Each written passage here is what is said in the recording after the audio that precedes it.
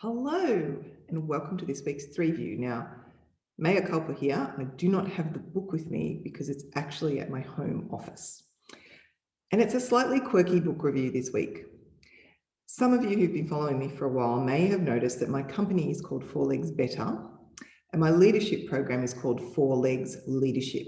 Now, that is because there are four elements of it which are all critical in order to develop a leader in a holistic sense. But it's also a throwback to a book that inspired me a long time ago and which also triggered a lot of thoughts for me in terms of the modern workplace. And the book is Animal Farm by George Orwell. So it's not your obvious business textbook, she says, self-evidently. And for those who know the book, it's really effectively a parable about communism. However, what I see play out in it is this, that for those who don't know the story, there's a farm and the animals on the farm are being mistreated by the humans.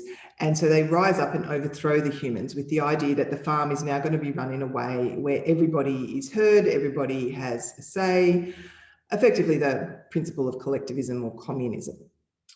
But what happens is the pigs decide that if they start behaving a bit more like the humans, then they're going to get some power, and power is a good thing. So ultimately, they start with the theory four legs bad, two legs good, and then they start evolving the slogan, which is where I got the name Four Legs Better. And ultimately, the pigs start walking on two legs. So that's the book in a nutshell. Obviously, it's a lot more complex than that. However, here's what's important about it. What's happening in that dynamic is what we see happening in corporations. We come into an organization or a corporation and we see the dysfunction, okay? We see unsafe leadership and we say to ourselves, that's not the leader I want to be, and this can't continue. The trouble is that you fall typically into one of three camps. There are those who will keep fighting. And in the book, that was the horse Boxer. And you know what happened to Boxer? He got put in the knacker's truck and taken off to the glue factory. And that is metaphorically what can happen to people who come into organizations where the culture is so deeply embedded that no matter how much they protest, if there's not enough of them, they can't make a difference.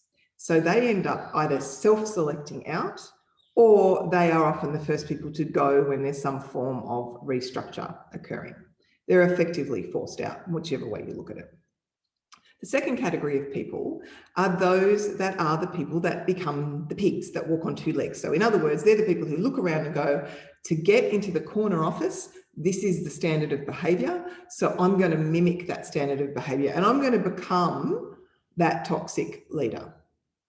And of course, toxicity breeds toxicity. You know, it will attract those people. If that's the model of leadership coming in, more of those people are going to join that organization because they're going to thrive there. The third category of people is by far the largest category of people. And those are the people, like most of the animals, after the pigs started flexing their muscles, that just accept that that's just the way it's got to be. And for all sorts of reasons, they don't rise up, they don't speak out. The culture doesn't allow them to speak out anyway, but they stop trying. And they just accept that if they can operate within these little confines and rationalize it for themselves, then they can put up with it. Or sometimes it might be their first place of work and they just assume that all workplaces are like this. So they just learn to adapt and figure out how to navigate their way through it. But along the way, they're slowly dying. So that's why I named my company Four Legs Better, because we need more boxers in the world, right? We want workplaces that are safe, that are not toxic, where people can be heard, where they can speak out, where they can thrive. I loved this book as a child, and I still love this book for so many reasons. So of course it is a 3 out of 3 for me. I didn't specifically do 3 takeaways because I really wanted you to understand the elements of the book, which formed some of my thinking about the dysfunctions of organizations, how unsafe they can be, and some of the things we have to be alert to so that we can change them. Thank you, and I will see you next week.